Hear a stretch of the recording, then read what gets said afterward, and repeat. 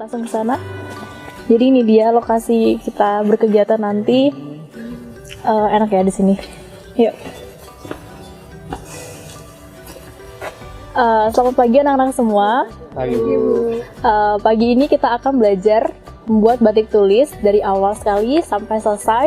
Dimulai dari menggambar motif, kemudian menyalin di kain, kemudian mencanting, mewarnai, sampai melorot. Nah, pagi ini kita akan didampingi oleh salah satu pengusaha batik tulis kontemporer, yaitu Mas Alfian. Dia dari Cantingan Nenek. Nanti kita bakal kenalan langsung dengan beliau. Ayo kita langsung saja ke sana.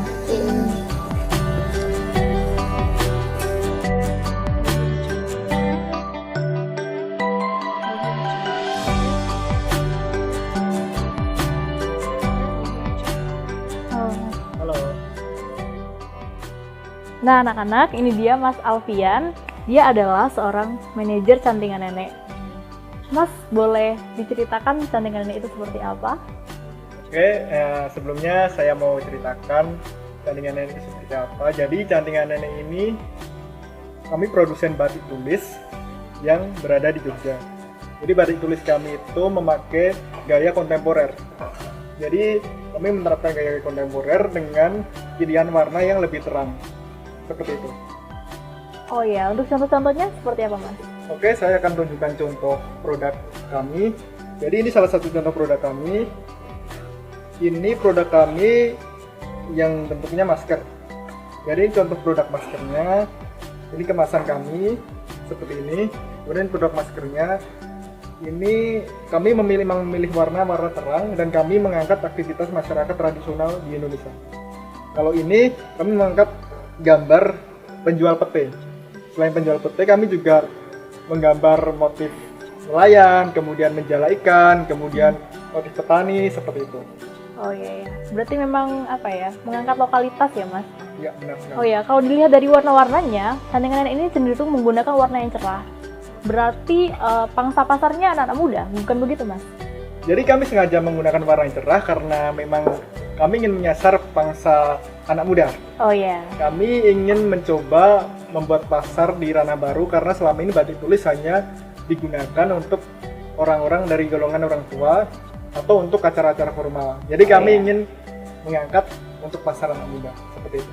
Oh iya, dengan begitu jadi lebih santai ya warna-warnanya. Benar sekali. Iya.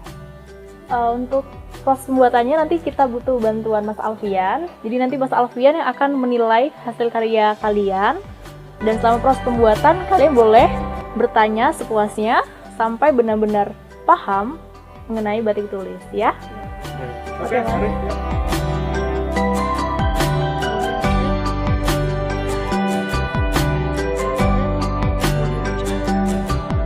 Oke, Bu Dela, ini adalah produk-produk dari Cantingan Nenek yang sedang dalam proses pengerjaan. Saya jelaskan terlebih dahulu untuk produk sebelah sini. Nah, ini kain yang masih dalam proses pencantingan. Kemudian kita pindah ke sebelah sini. Nah, untuk produk ini kain yang masih dalam proses pewarnaan, namun belum sepenuhnya jadi pewarnaannya. Masih kurang mewarnai kain dasarnya. Oh iya. Kemudian kita pindah ke sini. Untuk ini produk Cantingan Nenek yang udah 70%. Hampir jadi, pokoknya seperti itu. Dan ini masih kurang penambahan motif di bagian bawah gambar jatilan ini. Seperti itu. Oh iya, itu ada motif jamu gendong ya. Kemudian kuli panggul, wah keren-keren sekali ya. Ini ya motif jamu gendong, kuli panggul. Kemudian kita pindah ke sini ini ada motif nandur pari dan di bawah ada motif membakar jerami. Oh iya, keren-keren sekali ya. Nah itu dia contoh batik-batik dari Cantingan Nenek. Nanti kita akan belajar langsung. Untuk motifnya seperti apa Mas? Untuk belajar hari ini kami sudah menyediakan motif untuk Bu Dela dan siswa-siswa. Jadi ini ada motif yang sudah kami sediakan. Coba kita buka dulu. Bila. Untuk motif hari ini kami menyediakan motif doodle. Doodle itu di sini kami mengumpulkan objek-objek seperti gambar ikan, planet, pelangi, gitar dan sebagainya. Oh iya, Gitu. kontemporer ya Mas? Iya, benar, kontemporer. Ini akan dibuat apa Mas? Kalau untuk motif ini kami akan membuat produk tas. Oh iya. Nah, seperti itu. Oke, terima kasih Mas. Baik, sama-sama Bu Dela.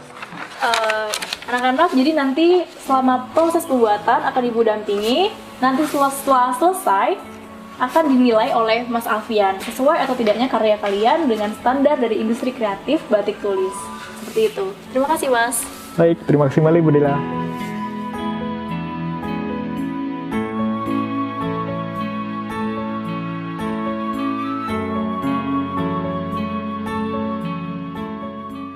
Anak-anak, ini dia alat dan bahan yang kita butuhkan untuk proses membatik. Nah, pada tahap awal yang akan kita lakukan adalah menyalin motif dari kertas menuju kain.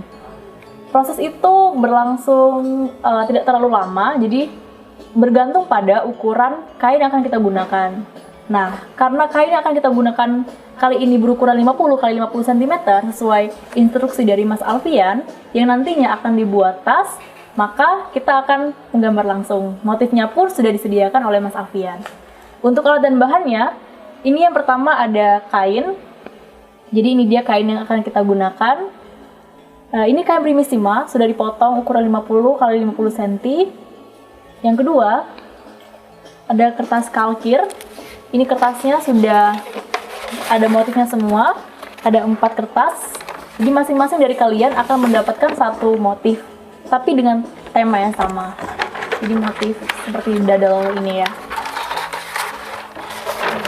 Kalkir sudah, kemudian ada pensil. Ini dia pensil, jadi pensil standar 2B yang kita gunakan. Kemudian ada penggaris. Nah, sebenarnya penggaris ini tidak terlalu dibutuhkan karena kainnya sudah dipotong. Jadi biasanya penggaris ini digunakan untuk memotong kain yang masih ukuran 2 meter, kemudian diukur lalu dipotong menjadi bagian-bagian kecil sesuai dengan ukuran produk yang akan dibuat. Karena ini sudah dipotong, jadi kita tidak menggunakan ini.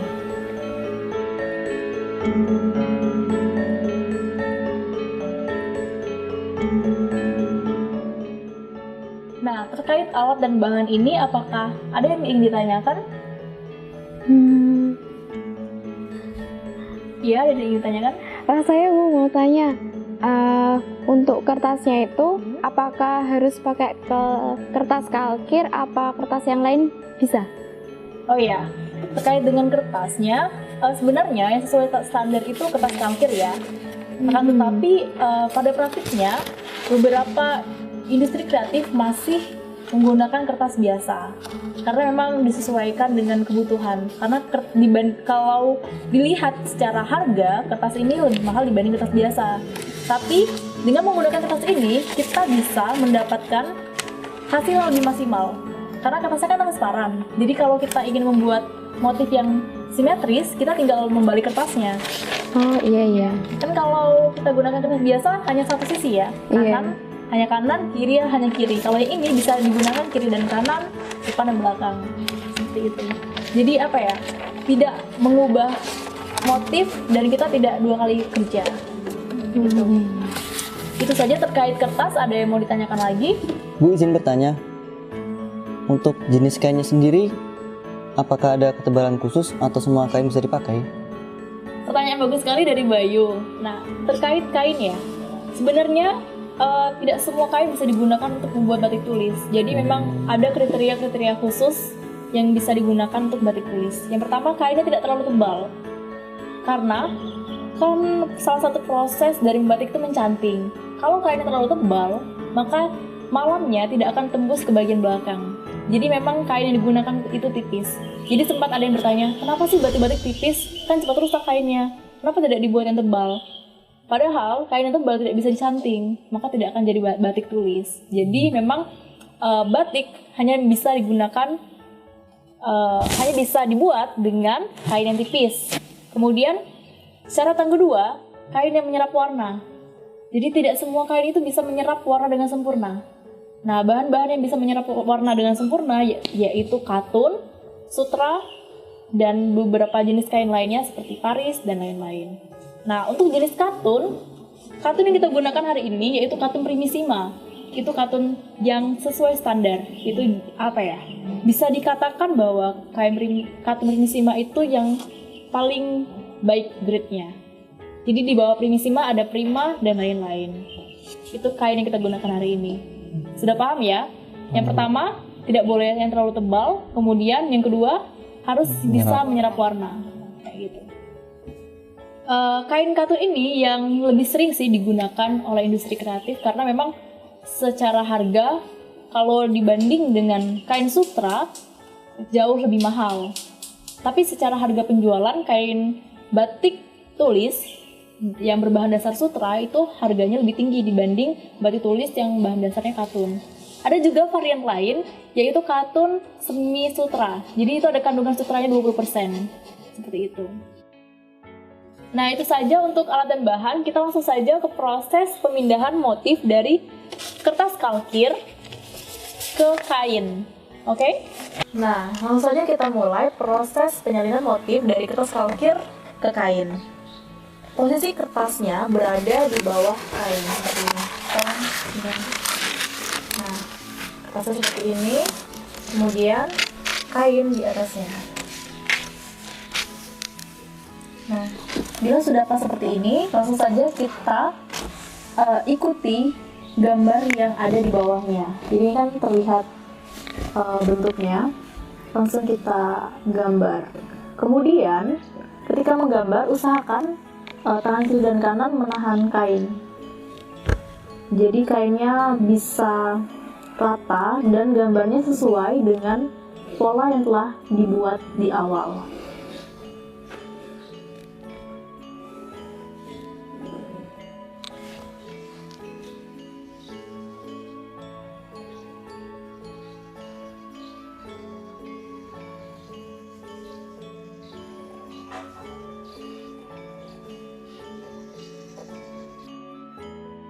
Jadi kita hanya perlu mengikuti semua gambar yang ada di bawah, seperti itu ya. Seperti ini sudah, ini banyak banget gambarnya, itu harus digambar full sesuai contoh. Kalian bisa mencoba untuk membuatnya. Sejauh ini masih ada yang bingung atau gimana gitu? Hasil dari motif yang telah dipindahkan, sejauh ini adakah yang ingin ditanyakan? Ibu, saya ingin bertanya. Ya. Ketika kita menggoreskan pensil di kain, apakah harus ditekan atau tipis-tipis saja ya, Bu? Nah, pertanyaan bagus sekali dari Mia. Jadi ketika kita menggambar motif di kain, sebaiknya jangan terlalu ditekan, karena itu akan memberikan beberapa dampak. Yang pertama, ketika pensilnya terlalu ditekan, ketika kainnya selesai dilorot nanti, di kelowongannya akan terlihat bekas pensilnya. Jadi sebaiknya gunakan pensil ini secara tipis, meskipun tipis tapi tetap terlihat, karena itu akan sangat membantu kita ketika proses pencantingan. Begitu ya? Ya, baik, Bu. Oke, ada lagi yang ingin ditanyakan? Sudah? Belum ada, Bu. Nah, kita langsung saja ke proses penggambaran motif ya. Silakan dibentang kain dan kertasnya masing-masing.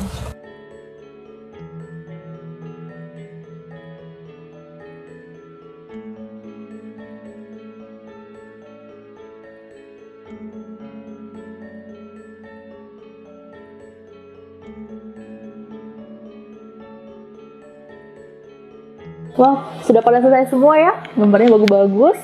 Ini juga sudah detail. Nanti gambar ini akan dinilai oleh Mas Alfian untuk mengetahui sesuai atau tidaknya motif ini, kemudian sudah bisa belum dilanjutkan ke tahap berikutnya. Bagaimana Mas Alfian? Silakan dinilai. Baik Bu Dela, ini saya coba cek karya siswa-siswa dulu ya.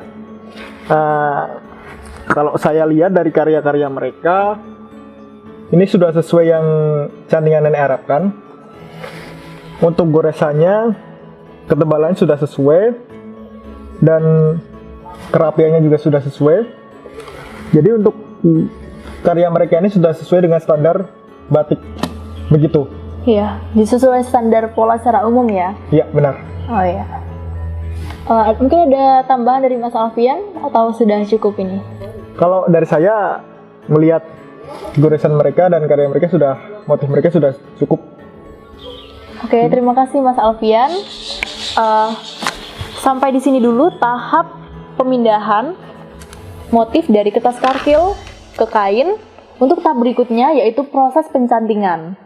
Nah, proses pencantingan akan Ibu jelaskan lagi apa saja alat dan bahan yang dibutuhkan, kemudian bagaimana proses pengerjaannya. Oke? Ibu.